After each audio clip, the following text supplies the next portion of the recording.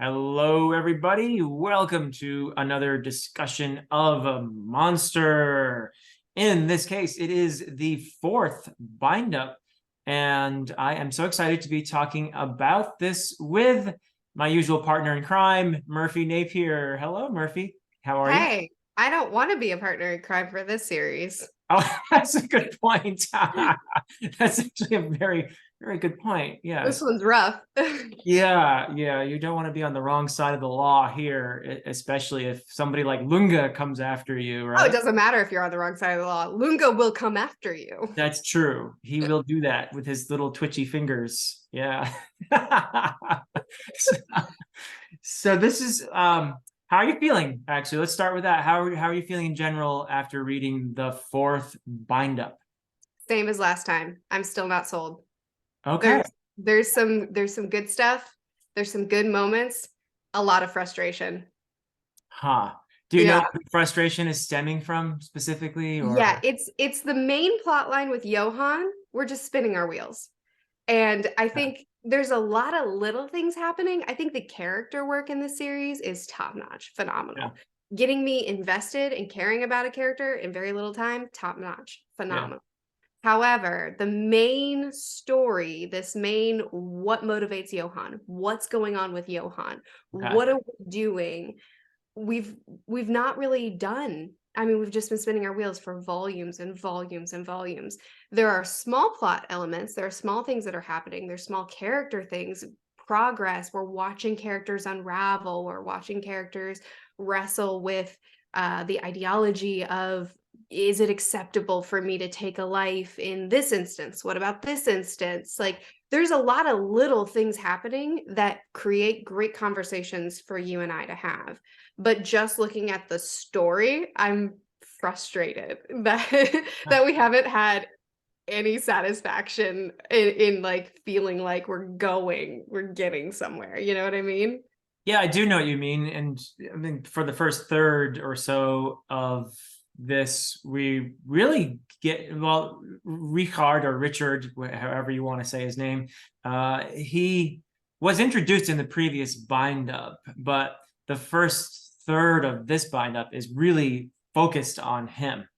And so it's like this side development that is, of course, relevant to the main Oh story, yeah. but there's no Tenma for quite a while. Right. And we do get more Johan Page time overall, though, in this Mhm. bind up. And the one thing that seems to introduce a little bit of an aha, or at least something for thought, is that it doesn't happen until the very end of this bind Yeah, up. at the It's end we that actually got children's some. book.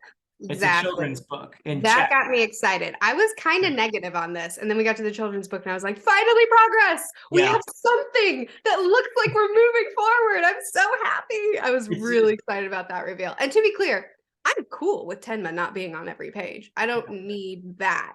It's just the main driving conflict, the yeah. question of why, what's going on, what's he doing, what's his motivation, it's just, volumes and volumes of someone else died. Who's behind it? Go ahead and guess. It's Yeah. Johan. It's like, Johan. okay, cool, Nito.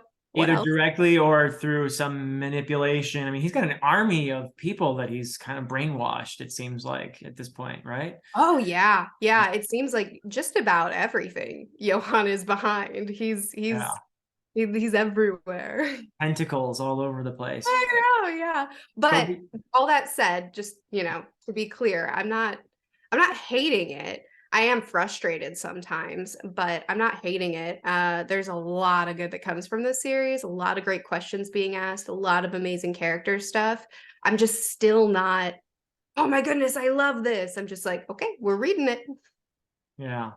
Well, speaking of amazing character stuff, we did get this, I thought, very interestingly composed mini story of Richard or Richard. Richard's amazing. I Yeah. love Richard. Yeah, that was compelling, I thought, and giving us his inner conflict, his alcoholism, the incident that is related, as it turned out, to Johann, because the young man that he shot was in fact raised in the same orphanage as Johann Johan's and everywhere. Dieter. So there are these interesting connections that emerge in the course of his story. And I think some really interesting thematic work with him in terms of when, if ever, are you justified in taking a life? Because we get this kind of, I mean, the reveal, where Johann is manipulating Mhm. Richard into taking his own life. Is that what you think happened? I think so. I mean, he definitely seems to have gotten him drunk. I don't think so. No, okay, because they said, I would assume they did some kind of an autopsy. Maybe they just did on the basis of finding an empty bottle of whiskey, because it does say that's what Doctor what's his name, Reichwein figures out. Wait, he never drank that type of whiskey. Yeah. So you don't think he even was drunk, that he was simply. So, okay. So this plot point actually made me so mad when I first read it, because Richard has devoted his life to redeeming himself for Yeah, his, and we see him, he's changed. Like, he is working hard, he's in therapy, he is giving up the drink even when he's he is really tempted, but he resists. tempted, Yeah, even when he's devastated that he's still not seeing his daughter. He orders a drink and then walks away. Like, yeah, he's made these choices, yeah, and then he gets that call. I'm ready to see you, Dad. So yeah. he's got it. It's in his grasp. He's gonna see his daughter. What he's devoted his entire self to for however long, it's his entire being and purpose in life. He's devoted himself to. He gets the call. I'm gonna see you. And then he's like, or I give it all up in an instant because of this guy who I'm already suspicious of and shouldn't be trusting anyway. Like, Right. it made me so mad. I was like, the author can do what he wants. He can say this is what happened, but that's so cheap to me to Mm, create this whole persona, and just for emotional stuff, and then he throws it all away in a moment. But I don't think that's what happened, and I'm okay. no longer mad about it because, one, they say this isn't even the kind of liquor that he drinks, and even when he was a drunkard, even when he was drunk, he denied that. He didn't want it. Right. And two, when, Johann was meeting with the fake Margot, what's her name? Red something? Oh, the Red Baroness, or yes, Yes, several something names. like that. Yeah. When Johann was meeting with her, she said he committed suicide with quotes. And then she followed it up with, how many people have you killed, Johann? Yeah. So I mean, it's possible. Johann's been very hands off with his murders. So it's possible she just means this is your fault. You're the murderer. Right. But I don't think he would have jumped. I don't think he would have taken the drink. He just got everything he wanted, and he was already suspicious of Johann. I think Yeah. Johann set the scene to make it look like that, and he Mm. pushed him. If that's wrong, I'll be mad, but I think that's what happened. Yeah, I think you're making a compelling case. I'm Lunga. The one thing I can think of that where Johann was trying to break him, I think, Hmm. and he confronts him. So obviously, like most human beings, Richard has these Oh, yeah. self-imposed narratives, these delusions. Hmm. In his mind, he seems to have made this case that I was drunk when I did it, so I'm not as culpable. Yeah, I And think he knows he's lying. I don't know, because, well, maybe Really? he does, maybe he does, but what Johann does, he puts it in his face, Yeah, and he says, actually, you weren't drunk when you did it. right. You knew what you were doing. And that's a level where we keep hearing Reichwein keeps saying to Richard, you fessed up, you faced what you've done, et cetera, et cetera. You're a new man. But if he hasn't faced that part yet, the part where actually, no, I wasn't drunk and I shot the Hmm. guy, Hmm. thinking I'm looking at pure evil here. I'm looking at this is a serial killer. He's got a gun. He could shoot me. I'm going to shoot him first. Maybe he hasn't quite faced up to that. And Johann Hmm. throws it in his face, and Hmm. in an attempt to break him. Hmm. If Oh, it, I agree with you. I think that's yeah, exactly what Johann was doing. yeah. So Johann has been known to be this master manipulator. Mm-hmm. So I'm of the opinion that Richard did nothing wrong. Unless the narrative has intentionally deceived us, what we know is that there was a gun in Richard's face. A Keep seeing murderer, the gun. Yeah. exactly. A murderer was holding a gun to his face, smiling, and Richard acted in self-defense.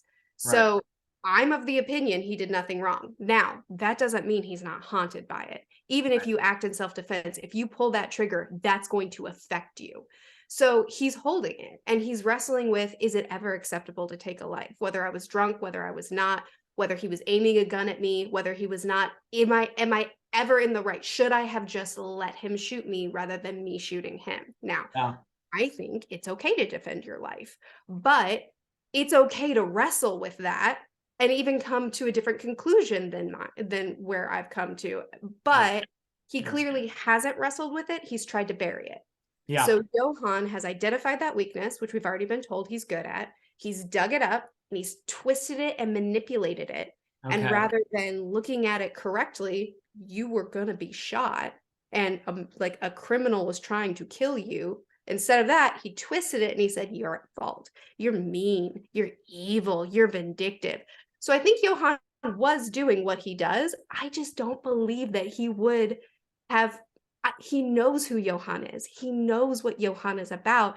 And Right. he just got that call from his daughter 10 minutes ago. Yeah. So I don't believe that he would have fallen for the bait. Maybe I'm wrong, but I don't think he would have. I think Johan tried the tactics and then he pushed him. I could be wrong though. I would actually prefer that you're right. Me too. I mean, speaking as a father of daughters, I would much prefer that you're right. But we've seen Johan presented as this mastermind, this supreme manipulator that gets people to do what he wants. He's like he's a puppet master and he's pulling strings all the time. And again, like there are these attempts on Richard's life. And one assumes that's not Johan every time. That's somebody. Johan is, maybe it's Roberto who appears in this. Everywhere. He's also everywhere. Everywhere. And he seems to be Johan's enforcer. Like he's the one who probably commits more of the murders in person than Johan does. Johan's the one who's calling the shots and is arranging everything. But he seems to get all these people, these serial killers, various people, including Roberto, who's almost like a robot killer. I mean, this guy just shows up. He's creepy too, I think. He's kind of one of those archetypes that we talked about where like we're not seeing a lot of nuance out of him. He's just he's the vehicle of murder. There's not really a lot to his character. Right. Yeah. Yeah. He's like something out of a Cormac McCarthy book or something, he's sure. I've never read a Cormac McCarthy book, but I agree. Okay. Yeah. So, yeah, well, interesting. Anything else on Richard's part? Well, Richard was hunting Johan down. He was making the connections. He was getting there. Yeah. He was in it. Yeah. He realized I would recognize my daughter because she's his world. I would recognize my daughter no matter how much time passed. And then he sees this baby and he sees Johan and he's like, that's not the same child. Yeah. So he's the first one that uncovers that Johan's parents have been lying about how long they've had him. And it's the, what's the therapist's name? Can you remind me? Reichwein. Right. Oh, yeah. Yeah, you're right. Right. Say it again. Reichwein. Thank you. Reichwein kind of takes up his mantle. And he's like, okay, I'm going to help. I'm going to assist. And it's nice to have a couple of good guys in the story more than just Henma and Dinker. It's good to have a couple of people that are like, you know what? Let's try to find truth and let's try to find justice. Absolutely. Speaking of Reichwein, I think I have my favorite character in the series. Right? Oh, he's amazing. I love this old dude with the mustache and, he gets quite a few attempts on him. And there's the two guys in the alley who try to kill him and he fights back. I love that. He headbutts the one guy in the nose, and so I love his tenacity. I love that he is trying to do this for his friend. He feels, I think, some guilt. Oh, yeah. Over Richard's fate. Yeah. And the fact that he thought Richard was all better. And as it turned out, or he thinks whatever really happened, he believes that somehow he relapsed and he didn't see it coming. Right. So we do see a decent amount of carelessness from him. And I think that's one thing that the series does well is it really emphasizes there is not good versus bad. Well, maybe with Johann. Right. Maybe with Johann. But for the most part, there is not good versus bad. We all have a monster inside of us. We Yeah. all have carelessness. We all have selfishness. And the question isn't, were you born good? Were you born bad? Are you damned to this life? It's we're all born with both. And what do Yeah. you follow? And so we do see flaws in him, where even with the woman that her husband's cheating on her, Roberto is behind it again, or Yep. Robert. And he's just not listening to her. I mean, he just doesn't care. He's careless, he's thoughtless, and it's because he's fixated. He's distracted. Yeah. But we also see that, I mean, we see the same, I would say, carelessness with how he treats Richard, where Richard is like, okay, I'm ready to confront the Yeah. reality. And rather than saying, okay, let's dig into that, let's work through that, he's just like, hey, you're healed, you're better now. And it's like, oh, I don't know about all that. So we see he's imperfect. He's great. He's a wonderful character, but he is imperfect. He makes mistakes. And then we harken back to that question, are you responsible when something is birthed from your choices, right? Yep. So does he feel responsible for the fact that Richard was in this position partially because of his negligence? He does. And that's something that we keep coming back to in this series.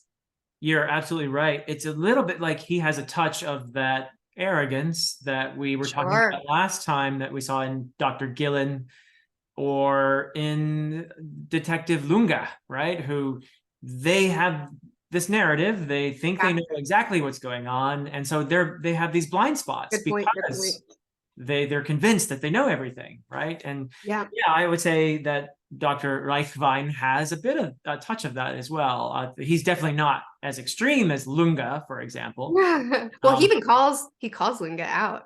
Yeah, that was a great moment. That was a good scene. That was what. So I already liked him, but that scene was like, okay, pal, I'm gonna want to hang out with you for a long time if you die too.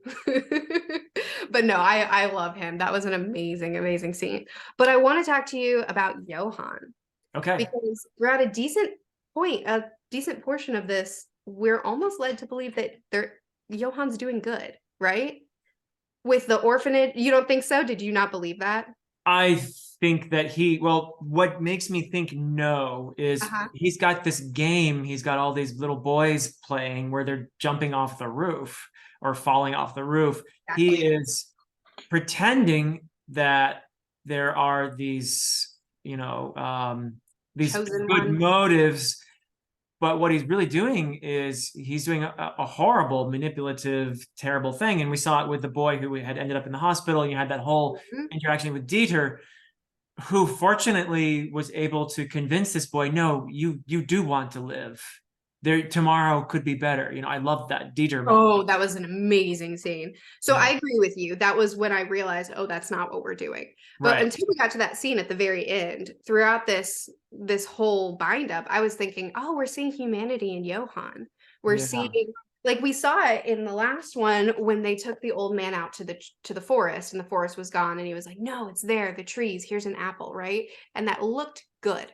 And he's helping Carl reunite with his dad, and that looks good. Yeah. And then we have this volume where he's volunteering his time with orphans. He's talking about K511, and he's talking about how inhumane that was. And he says, I want to protect children's rights. And he's doing and saying these things that completely conflict with the narrative we've been given about him. Right. And so I'm thinking, oh, this is just more of that discussion of there's good and there's bad in everyone, and it's what you follow, and just because you do something bad doesn't make you bad or whatever. And then we get the twist that he's behind the children dying, and it's all a game to him. And I was like, oh, okay, just kidding, Johann's bad. I misread the signs. I was just seeing him being manipulative. He's a bad guy. That's not what was happening here. Yeah, no, I mean, I'm leaning more toward the altruism is a facade, and that enables him to manipulate people. There's that beautiful scene too, where, like you said, he is instrumental in reuniting Carl with his father, the billionaire guy, with his bio dad.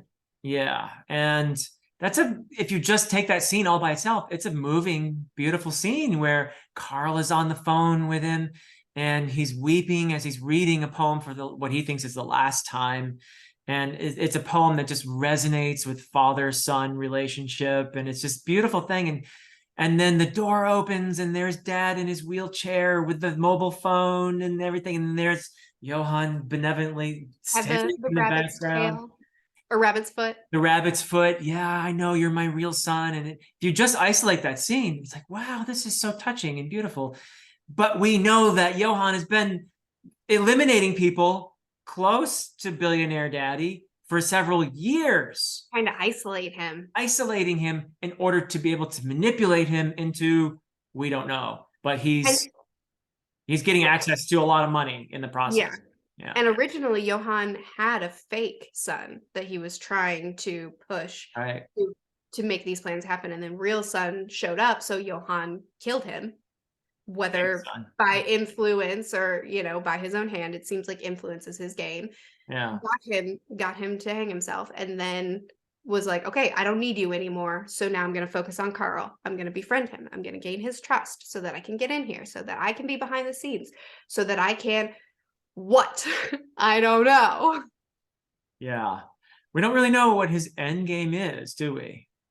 And that's well, I mean, it was in volume 2 where we were in that warehouse. Oh, it was in K511. We were in there where the foster dad of Dieter said that his goal is to burn the whole world down. He wants to be the last man standing. He wants to kill everybody. So we could take that at face value, or we could not, because that was not Johann's account. And other people have spoken for Johann before and been wrong. exactly. So that may be true, that may not be true. Yeah, I'm a bit suspicious. It's like the neo-Nazis who thought they knew what Johann's agenda was, and they are just, to him, another group of pawns that he can manipulate. Exactly. So I'm holding that one in the back of my head, but I don't know. I mean, the fact that he's not just going down the streets and, you know, killing people kind of flies in the face of that. It's a very strategic thing. He's killing people intentionally to meet a certain set of goals. He's killing his foster parents. He's killing everybody surrounding this billionaire that he wants to get close to. So it looks like he has an agenda, and it's not just burn it down. So what that is, I don't know. Yeah, it's curious because we still don't quite understand several things. One is his motive for killing his foster parents. Mm-hmm. The one criminal, serial killer guy with the little thin mustache at the end, thinks that he just gets bored, you know, and he wants to move on to the next set of parents. And, you know, okay, that doesn't quite, I don't quite find that compelling. No. We do see glimpses of Johann too, though, where why is he trying to he keeps telling people, a Japanese guy is going to shoot me. A Japanese guy. Why is he doing that? Is he wanting that to happen? These messages calling out for help. The monster in me is growing. And it turns out to be a quote from this children's book. Yeah, I have a theory which, about that. when he sees, he has this like breakdown. Huge, yeah, like he actually faints, but it causes extreme emotional distress. That's where the only time we've seen him emotional, except for when, there he is, like, and except for when he saw his sister, which is still very important. And as a kid, there were the tears, and he had that other moment of tears, and now these are the 3 times we've seen him get emotional. Yeah, otherwise he's blank. Right. So what is up with that? Is there a human being in there somewhere? I mean, there has to be, because he is human, unless we're going back to Supernatural. Unless we're going back to that theory. I don't think we can go back to Supernatural. I don't think we can go back to that. I think at this point he's human. Even though he had that line where he was like, "Shoot me if you want to. It doesn't matter. I'm not real." But regardless of do you remember that line? I do. Okay. Regardless of instances like that kind of make you go, what was that? I think you're right. We can't go back to Supernatural. So there's humanity in him. There just is. He's just denying it. He's choosing to follow the monster, but there's a monster inside of all of us. And it depends on if, at least that's the messaging I'm getting from the story so far. Yeah. But talking about the book, do you think that he was writing those things like look at me, look at me. There's a monster inside of me. Look how. Do you think that he was writing those notes to try to connect with this author, to let this author know, like kind of like that message in the newspaper that was like, let's this time we cheated, right? It was like a Yeah. secret signal. I feel like this is a secret signal that Johann is sending to this author. It means something. Yeah. And the fact that he is quoting from this children's book means he's leaving clues, right? I think. And we still don't know exactly what is going on with his children, which, by the way, seems like a very creepy children's book. But yeah, it was originally in Czech, I guess. And so people are trying to figure it out. And you got Lotta there, the girl, the young woman with the glasses, putting things together on her. And you know, all these people putting things together. It's like, can't they just meet up together and put all their information? No, because then the series would be short. Yeah. I think, okay, so my theory around the book is that this is Bio Dad, because she says this is Bio Dad. This is his biological father. Oh. Because the scene where he, right before he has the breakdown, Yeah. she goes, "Oh, that's a lovely book. Who wrote it? Mind I peek? Emil Shribi. I don't know how to pronounce it. I don't either. And she says, that's a Czech imprint out of Prague. He was found at the Czech border, if I'm remembering correctly. That's right. That's right. There are many wonderful picture book authors in the Czech Republic." And this is when he starts shaking, is when she says, "But I've never heard of Shribi before. Perhaps it's not a very well-known author." So I don't think it's about the book. I think it's about the author. That's what she kind of fixated on. That's when he started to lose it. And that's when he, yeah. So, and then we know that he sent out signals to other people later on. Super conveniently, Lunga happens to overhear other people talking about the book and sees it as well. The series does have a lot of conveniences that it relies on. Oh, yeah. I mean, loads of them. Which I guess is just kind of like a cheesy mystery thing, maybe. I'm not sure. But anyway, he when he's at the bar, we hear the people talking, and they're like, more importantly, I found the book, you know, the one Schwald's assistant wanted, the blonde young man. So Johann is putting out signals saying, get me that book. He couldn't check it out from the library because he had a breakdown. And so he's putting out signals, get me that book, and I'll do you some favors. And he wants his hands on that book. And I think it's because he wants the author. And I think it's his biological dad. That I'm not positive about, but I think it's the author. Yeah, that's a great call. So we might hear more about that author. Yeah, I think so. I think he's trying to send signals out to the author. Yeah. Okay. Huh. Which would probably go some way in toward explaining why he's killing all his foster parents. Exactly. Yeah. Well, even Tenma in the hospital, he was like, "You're like a father to me." He has this fixation on fathers, right? Yeah. And granted, he's killing his foster mothers too, but he has a fixation on fathers, it seems. And but why doesn't he try? Has he tried to kill Tenma? No, he has not. At least not that I'm aware of. He's definitely deliberately tried to eliminate people who are on his trail, like Richard and Dr. Reichwein, but I don't see the same. He's playing mind games with Tenma. I think he's playing with Tenma. He's using him as an experiment. Why? I don't know yet, but I forgot one part of this theory around the author. Sorry, I've forgotten her name. The girl with the glasses? Lotta. Thanks. When Lotta gets the book and she starts reading it, and we realize that it's the same message. It's long, long ago in a land far away, there was a monster who had no name. The monster wanted a name so badly he couldn't stand it. So the monster set out on a journey. Johann realized that his bio-dad, his biological father, abandoned him. And so he feels he has no name. He has no identity. And he keeps changing names all the time. He keeps changing names and he keeps changing identities. The monster wanted a name so badly he couldn't stand it. It bothers him so much that he feels like he has no purpose or identity or name to him because of this abandonment, that he can't stand it. So he sets out on a journey. So that's the connection that I'm finding right now. That's the Lunga theory I've got in my brain that I'm going to plow forward with. You'll have to start wiggling your fingers. Johann's dad. That's the author. We did get a tiny bit of Nina / Anna in here. And she's Yeah. also on the trail, but really not a lot of her in this bind up, I guess. He But was so sweet though, and yeah, when they went to that school dance together. yeah, yeah. With Oh Joe? man. Yeah, Yeah, and she comforted her, and she realized how good it felt to just be a normal kid interacting with people. yeah, That was a really sweet scene. yeah, yeah. I like her character. I hope we get to see more of her in the next bind up. But she's just sort of on the trail, still after her brother. And I don't quite understand why I mean, they're twins, so you assume that they had, well, she didn't get put in the same orphanage that Johann did, but we've already established that Johann was already extremely disturbed and manipulative before he got to that orphanage. Yeah, that's at least the story that the man that worked there told, that Yeah, we tried to make monsters out of these children, but Johann already was one. He was right. already perfectly in tune with his monstrous side. Yeah, yeah. Okay.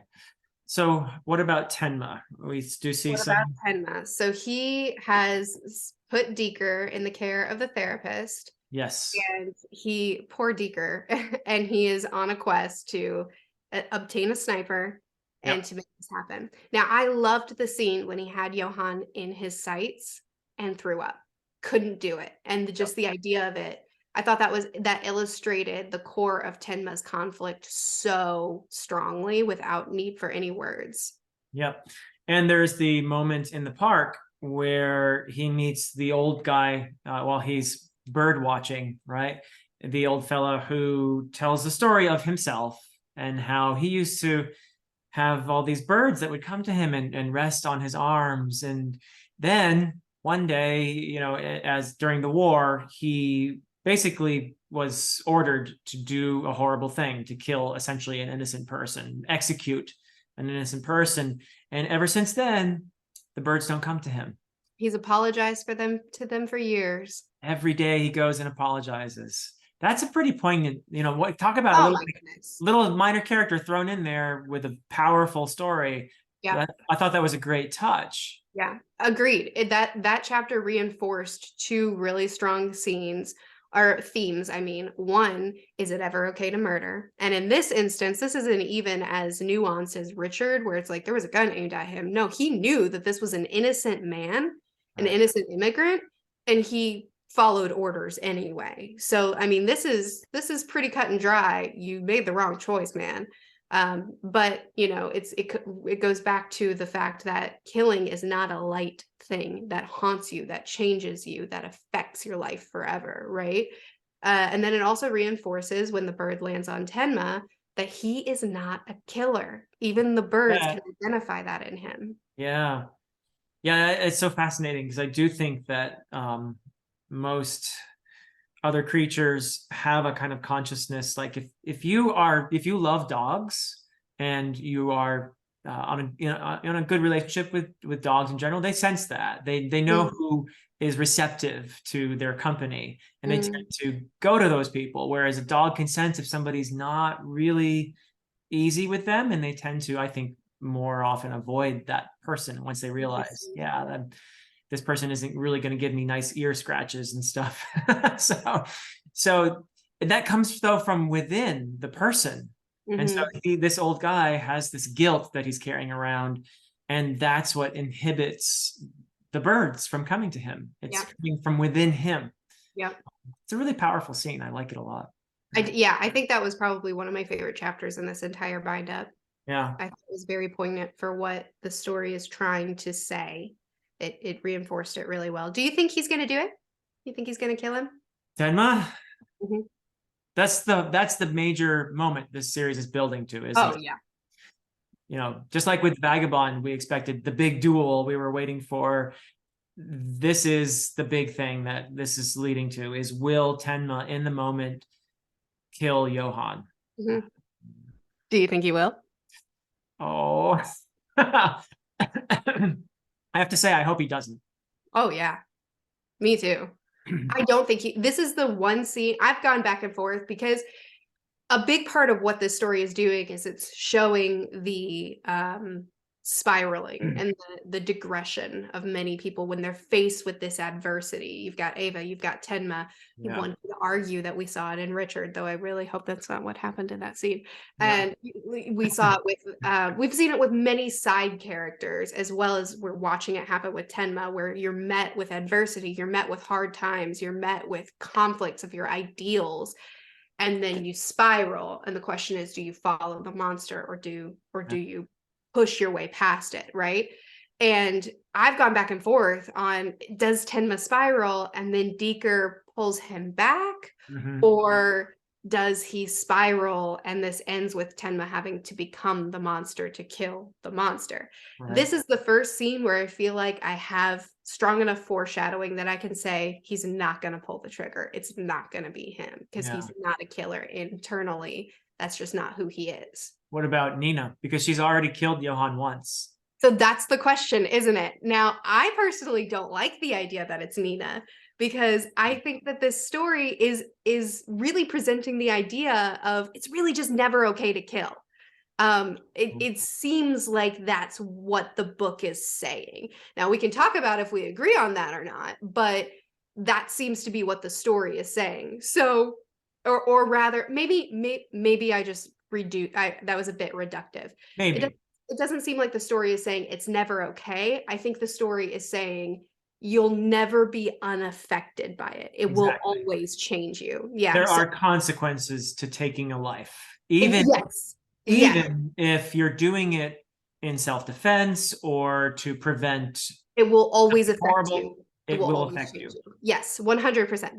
That's what I meant by that. Yeah. So yes, it seems like the story is saying there is no consequence-free instance with pulling that trigger, right? Yeah. So I don't love the idea of the story ending on Nina killing him, and then it's like, woohoo, we killed the monster. Like that. I don't want that for her. I don't want her to walk away being deeply affected and changed by this either.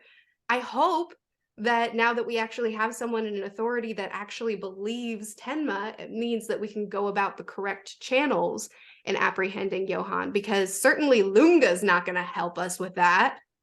He's still barking up the wrong tree very persistently. I mean, that guy's talk about swallowing your own narrative and having these major blind spots. I mean, he's so tenacious, and he stands up his daughter again when he has that opportunity to meet his grandchild. And oh geez, what a dope. What an opposite of Richard. Yeah. Yeah. What great point. I mean, they are juxtaposed in a way. Oh yeah. Deliberately, because Richard is wanting so badly to see his daughter, right? Another character that we're watching the unraveling of, that's following that pattern of what we're witnessing is Lunga. Yeah. What if Lunga ends up killing Johan? Killer. Awesome. I don't care if he unravels. Him do it. Who cares how he's affected? That would be interesting, to have a moment where he's after Tenma, and then at the nick of time he realizes, oh, that's Johan. He's the. I'd be into that. That'd be a cool ending.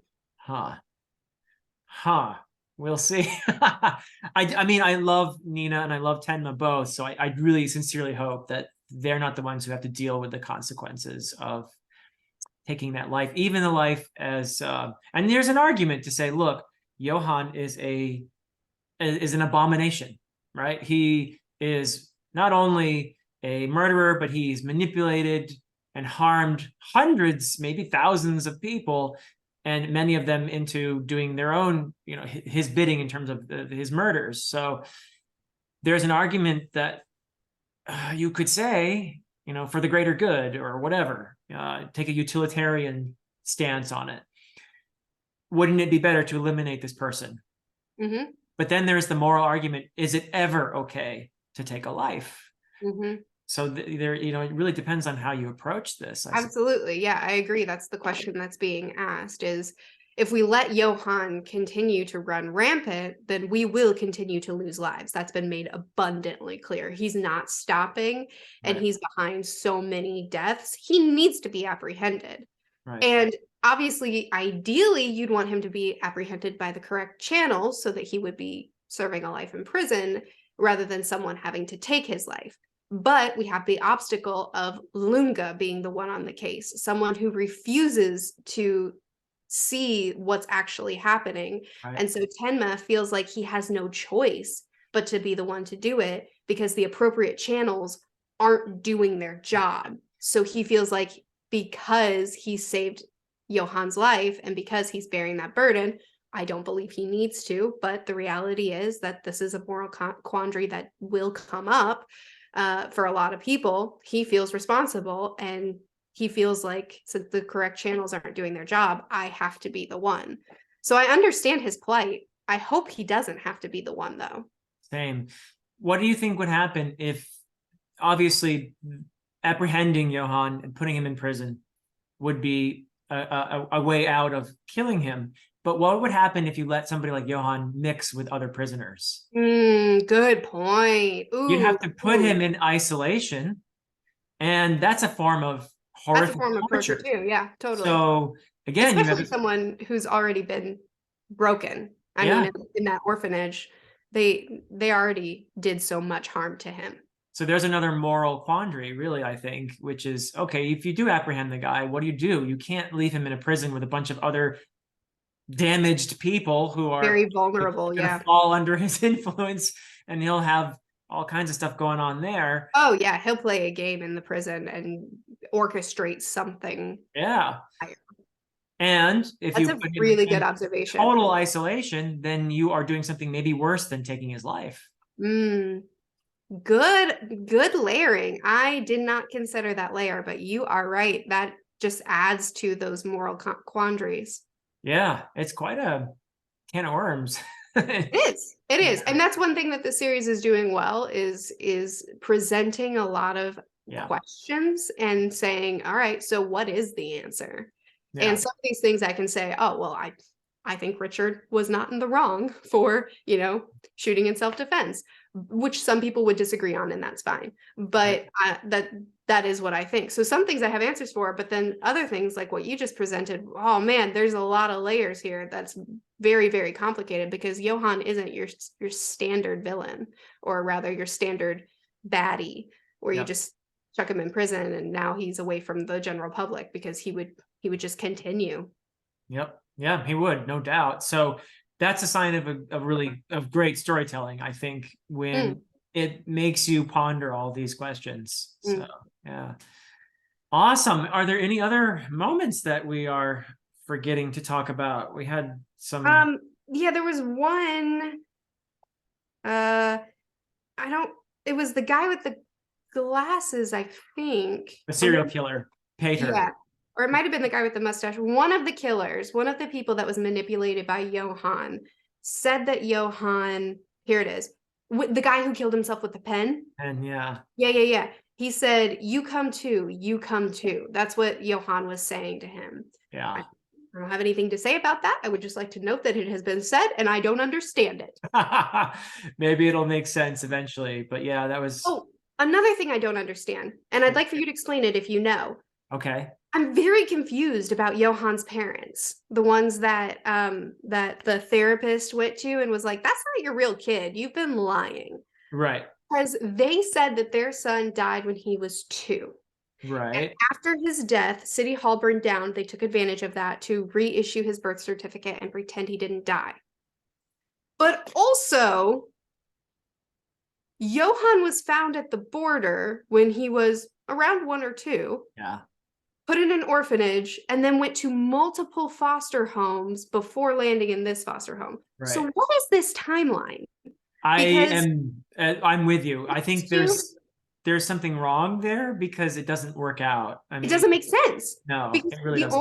The only solution is that there was a massive gap, and they adopted Johan when he was like 10, and just for 7 years they just didn't have a child, but they got the birth certificate just in case maybe some child might fall into their lap.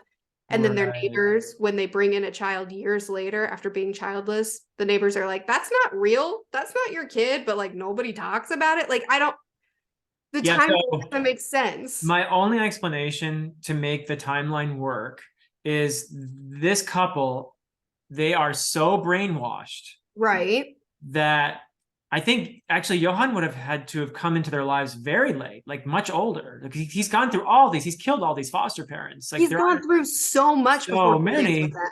So these people are so brainwashed that they have convinced themselves that they raised him as a child, even though he came into their lives much later, like as a teen, I would guess, because they're still alive.